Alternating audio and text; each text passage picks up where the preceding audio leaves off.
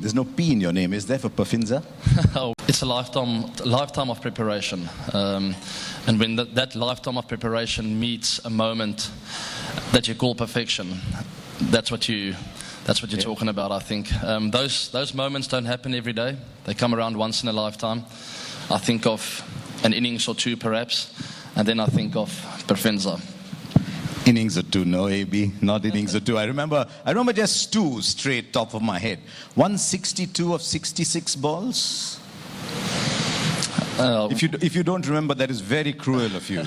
World Cup 2015. And 100 of 31 balls. Yeah. We thought 100 of 31 balls is not allowed.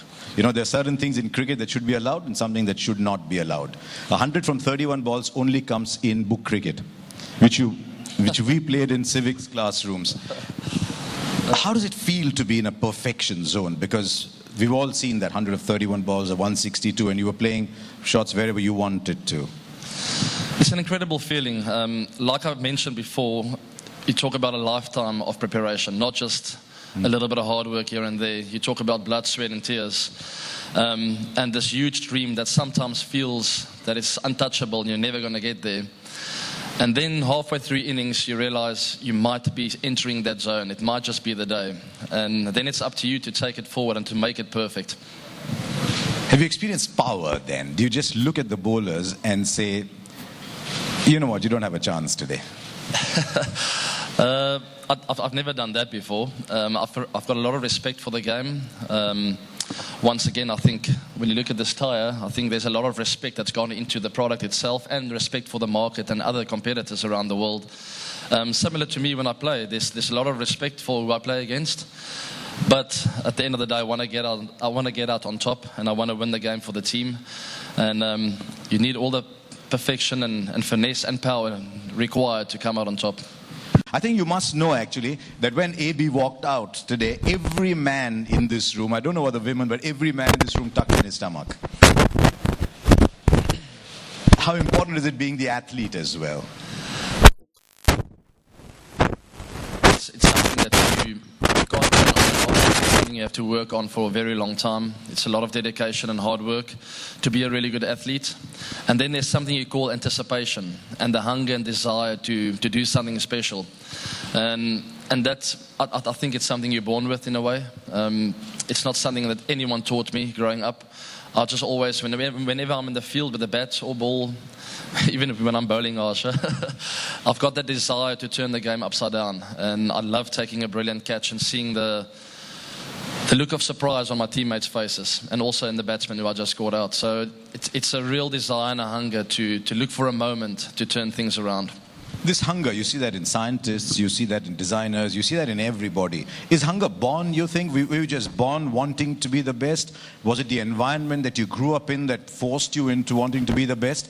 Or was it just cruel brothers? It's a difficult question. I think it's a combination of everything you touched on now.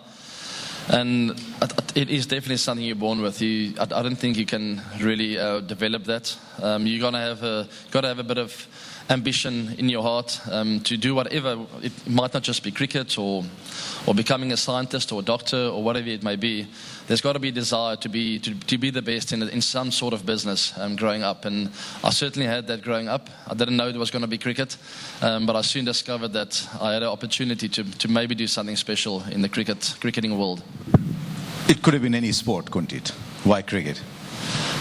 People say that. I don't think so. I think I could have gone a long way with other sports. I'll never be this arrogant to say that I would have done something special in other sports as well. But I had a talent in ball sports growing up, and cricket at the age of 16 just touched my heart in a special way. And I realized that I could go quite a long distance in the sport and perfect it in a way. I'm going to ask you about one particular game, and I've pulled out the date for it, 14th of May 2016. You're a kind person normally, but that day you were very cruel. I love playing in Bangalore. I love having Virat Kohli at the other end of the wicket with me. And all those kind of things came together on that day. We played against the Gujarat Lions, and it was just a special occasion. Both of us walking into bat the ball was turning quite a bit. I remember Jadeja beat the bat a couple of times. And we both were just enjoying the moment and being out there. And we're completely different players. Virat, in his own way, the best player I've ever seen. He says that quite a lot about me, which I don't believe is true. But there are some certain occasions when both of us just meet that perfect performance, and it happened on that day for both of us. It seemed to me that day that there was a concert going on between a rock musician and a classical pianist. You were the rock musician, by the way, because you also play the guitar, don't you? Now, you got to 144 balls. Virat was 51 not out of 40 balls. And then you guys were laughing. What were you talking about? Because as he got to 100, your conversation started to get more animated. What do two champions talk about when they're batting together? I think it's just pure enjoyment and the respect for each other and respect for the game. When you play at the highest level, you got to pinch yourself every now and then and just to remember where you're at and what kind of footsteps you're following in. And being there that day with Virat, I just felt a very, very special connection with India itself, with Bangalore on that day. And I just pinched myself and remembered, listen, you're playing very close to the highest level, which is IPL, along with amazing cricketers, and you're following in footsteps of some of the greats. And when you remember that, you feel very blessed. It wasn't just Bangalore teammates. Were you aware of your MRF teammates as well? Yeah, exactly. I'm very fortunate to be associated with the incredible brand, incredible people, and long may the relationship last. I'll tell you what, there's another incident that I remember. I was in Dharamshala a year and a half ago, and we were getting ready for our television pre-show, and all of a sudden the crowd erupted. This is Dharamshala in a tiny corner up in the north of India, and I wondered what had happened. I turned around, and with a bat you were just entering the field to knock. How does it feel to be loved like that so far away from home? Also, that takes my breath away, and I still to this day don't know how that happened, but I'm very blessed in that regard, and it's something I respect a lot. Is what happened here in India. So I love the people of India. I love coming here. I love the country. It's a long way from home for me, and it sometimes feels different with the culture differences and a lot of other differences. But in the same breath, it feels so close to home as well. And I truly enjoy being here every second that I spend here, and I love playing in front of these crowds. It's nothing better than that, nothing more electric than that. So I'm very humbled. So why on earth were you born in South Africa? Why not in Chennai or Bangalore? I have no idea. We need to change that maybe. Wouldn't have minded Kohli 3AB4 batting for India. I'll look after my children and generations to come over here. They'll come here. I also read a line about you. It says he gets into postures while batting that others don't imagine. And we saw that when ostensibly Dale Steyn was your friend, but it didn't look like he was your friend. And that is a day on which the expression the 360-degree batsman was coined. How does one learn to play 360 degrees? We grew up being told play in the V, and then I told somebody, but AB plays in the V too, only his V is from third man to fine leg. We touched on it earlier, when you have a deep desire and a hunger to do special things, you find a way to innovate. I won't say it necessarily started with preparation and hard work, because those shots I never had in my mind growing up. But as the game evolved and as I started playing more and more IPL, I realized there are certain areas that I can start exposing bowlers a bit more. And that's where the innovation came through. But that's born from just a deep hunger and a desire to win the game and to do something special. That's when I started to get into the funny positions, started practicing it in the nets, and started realizing that I could put bowlers under pressure more than ever before. Tell me, at 140, 145 kilometers an hour, as it is, you don't have much time to play a shot in front of the wicket. There'll be even lesser time to be on one knee looking to play to fine leg, and even lesser time to then change the shot at the last minute and play to third man. Is it just eyes? Is it instinct? Is it practice? Is it perfection? What is it? It's a difficult question. It's a mindset, I think. It's a mindset just to... The ball coming at 145, the minute you say that, I'm thinking, it might hurt me. it could be sore if it hit me. And I'm told the ball thinks the same way. yeah. And that kind of mindset straight away puts a bit of fear in you. It cramps you. It restricts you to play certain shots and to reach levels that you never reached before. So I won't say I've never had fear at the wicket. It's happened a lot of times before. But one thing I do know is when I reach that perfect stage and that perfect situation of hitting the ball wherever I want to, there's absolutely zero fear in my mind. It's all just a strong, powerful, world-changing, match-changing mindset. And once again, it's difficult to learn that and for someone to teach you that, but it's something that through the years, with a bit of experience, with all the hard work and humility, keeping your feet on the ground and realizing where you're at, I think those moments just come through naturally then.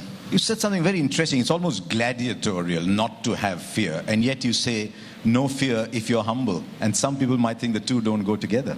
Oh, yes, they do. Yeah. They go very well together. I think you appreciate those moments just so much more. And I think when you're humble and you've got your feet on the ground, the world and everything around you is so much clearer. And you realize where the areas that you need to work at, the areas where you're really good at. I think when you're a little bit in the clouds, you tend to miss those areas of weakness. So it makes it easier to work on your weaknesses. Are you in the clouds? Were you in the clouds? Was your head in the clouds somewhere when you recorded that album? The musician A.B. de Villiers? No, not at all. Music's always been in my heart. I love it. I have a deep passion for music. And it was always more of a fun thing than being serious about it. So it was never in the clouds, but something I really enjoyed and something I'll never regret. So what makes a more pleasant sound, the guitar or the middle of the bat? I know, the middle of the bat, the willow, definitely. And maybe the Provinza tire on the roads. On the roads, yes indeed. Now, some of you might think that perfection is only on the cricket ground. I'm told that there is a perfection in a relationship as well. You write love letters to each other on tour. Yeah. A.B. de Villiers, gentleman, writes love letters to his wife on tour, and the bowlers don't have access to it. Don't look so surprised. I know it's in you as well. It's in everyone, I think. We all grow up as romantics in a way, and we all want to save the princess on your horse. We grow up like that in storybooks, so it's definitely deeply rooted in my heart growing up. I was always looking for that perfect woman, and I definitely found her. You know, I've seen so many sides to A.B., but I've never seen the side of someone who dreams being on a horse, going to meet his princess. But see, when you invite people to MRF and have a casual conversation with them, you learn different things. What next? So what next, A.B.? We're missing you a little bit, and then we're seeing you a little bit more. How much longer will this show go on? Do you think about that sometimes, or you're just living for the day? I definitely live for the day. To touch on that, there's two very important questions you asked there. I think the last 12 months have been very important to me. Just really finding my feet again, in a way pressing the reset button and remembering what happened over the last 12 odd years, and then also assessing where I want to go and what I need to achieve still to feel happy in my heart at the end of the day when I do step down. There's lots still to achieve, and I feel very refreshed and revived and ready to go again. And this last year has been important. It's been important for me to be close to my family. I've very quickly realized that's the most important thing in my life. But it is time to make a return now and to just enjoy my cricket career. I want to enjoy the last few years of my career, whether it's 3 to 5 to 7 years. I don't know how long I'll play for, but as long as it's needed for me to be a happy man walking off that cricket field. I love it when you just let that slip, but that's great news for all of us. 5 or 7 years, that'll be brilliant. But this reset button that you talked about, A.B., is that bad news for India in January? I think so. No, you didn't say that. No, it's just a... Can